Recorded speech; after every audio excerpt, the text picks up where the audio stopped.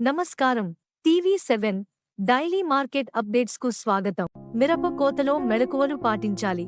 కోత విధానం: మిరప తోటలో కొన్ని కాయలు పండిన వెంటనే కూలీలతో కోస్తే చెట్టు విరిగిపోయి తోటకు నష్టం కలుగుతుందని రైతులు భావిస్తున్నారు. చాలా కాయలు పండిన తర్వాత ఒకేసారి కోయవచ్చునని మరికొంతమంది రైతులు భావించి కోతను ఆలస్యం చేస్తుంటారు. ఇలాంటి పరిస్థితుల్లో వర్షాలు కురిస్తే పండిన కాయలు రాలిపోతాయి. మంచు వల్ల కూడా కాయలు రాలిపోయే అవకాశం ఉంది. ఒక్కోసారి తెల్లకాయలు ఎక్కువగా వస్తుంటాయి. మొక్కల ఎదుగుదల తగ్గుతుంది. అందువల్ల రైతులు తోటలో కోతకు వచ్చిన కాయల్ని విడతల వారీగా కోసి నాణ్యత గల కాయల్ని మార్కెట్కు పంపాలి. పండిన కాయల్ని వెంటనే కోస్తే తెల్లకాయలు ఎక్కువగా రావు. కాయ కోత తర్వాత ఎరువులు వేసి నీటి తడి పెడితే అదనంగా మొక్కకు కాయ వచ్చి దిగుబడి పెరుగుతుంది. రైతులు కనీసం కాయలను 6-7 దఫాలుగా కోయాలి. మిరప పంటను ఇప్పుడు దేశవ్యాప్తంగా విస్తారంగా సాగు చేస్తున్నారు.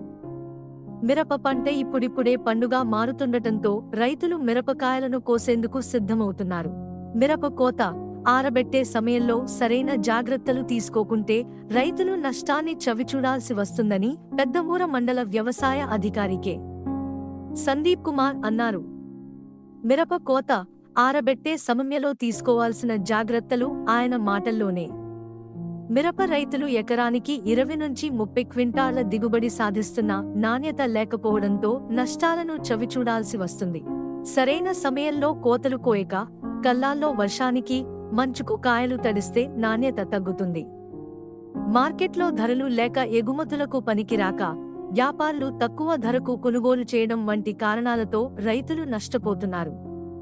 పంట మార్పిడి చేయకపోవడం, విచక్షణారహితంగా పురుగు మందులను పిచికారీ చేయడం, పండిన మిరపకాయలు ఎప్పటికప్పుడు తెంచకపోవడం వంటి కారణాలతో కాయ నాణ్యత లోపిస్తుంది. ఆరబెట్టడం: ఇలా కొన్నిసార్లు కోతల సమయంలో వర్షాలు కురిస్తే సకాలంలో కోతలు జరగక కోసిన వాటిని సరైన సమయంలో ఎండబెట్టకపోవడంతో నాణ్యత లేని మిర్చిగా మారిపోతుంది. ఫలితంగా మార్కెట్లో కాయలకు సరైన ధర రాక నష్టపోవాల్సి వస్తుంది. మిరపకాయల్ని ఎండబెట్టే కల్లాల్ని గట్టి భూమి ఉండే ప్రదేశంలో ఏర్పాటు చేసుకోవాలి. దుమ్ము ఎక్కువగా లేని, కొద్దిగా ఏటవాలుగా ఉండే ప్రదేశాన్ని ఎంచుకోవాలి. నీళ్లు వెళ్లే వైపు కల్లం పొడవుగా ఉండాలి. వర్షం పడినప్పుడు పైనీళ్లు కల్లం పైకి రాకుండా కల్లం చుట్టూ అడుగున్నర ఎత్తు కట్ట ఏర్పాటు చేసుకోవాలి. తోట విస్తీర్ణం, దిగుబడిని బట్టి కల్లం పొడవు, వెడల్పులను తయారు చేసుకోవాలి. వర్షాలు పడ్డప్పుడు పరదాలు కప్పుతాం కాబట్టి నీరు తీసివేయడానికి అనుకూలంగా ఉంటుంది. దాదాపు 10 క్వింటాళ్ల మిరపకు 30 అడుగుల వెడల్పు, 60 అడుగుల పొడవు గల కల్లం తయారు చేసుకోవాలి. కల్లం సైజును బట్టి టార్పాలిన్ కవరు తెచ్చుకోవాలి. ప్రతిరోజు కోసే కాయల్ని కుప్పలుగా పోసి మరుసటి రోజు ఉదయం మంచు తగ్గగానే పలుచగా పోసి ఆరబెట్టాలి. ప్రతిరోజు సాయంత్రం ఆరబెట్టిన మిరపకాయల్ని కుప్పగా పోసి టార్పాలిన్ కవర్ కప్పి కాయలపై మంచు పడకుండా జాగ్రత్త తీసుకోవాలి. ఇలా చేస్తే గాలి, వెలుతురు బాగా ప్రసరించి కాయలు త్వరగా ఎండుతాయి. కాయలు బాగా ఎండకముందే తెల్లకాయలు వేరు చేయాలి.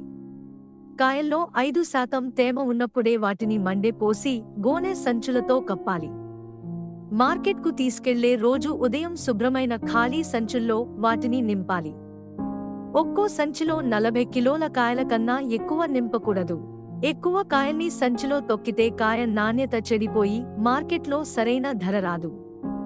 కోత సమయంలో ఈ విధమైన చర్యలు చేపడితే నాణ్యమైన పంటతో పాటు మార్కెట్లో అధిక ధర పలుకుతుంది అని పెద్దమూర మండల వ్యవసాయాధికారి సందీప్ కుమార్ సూచనలు చెప్పారు. ఇలాంటి మరిన్ని అప్డేట్స్ కోసం వాచ్ చేస్తూనే ఉండండి టీవీ7.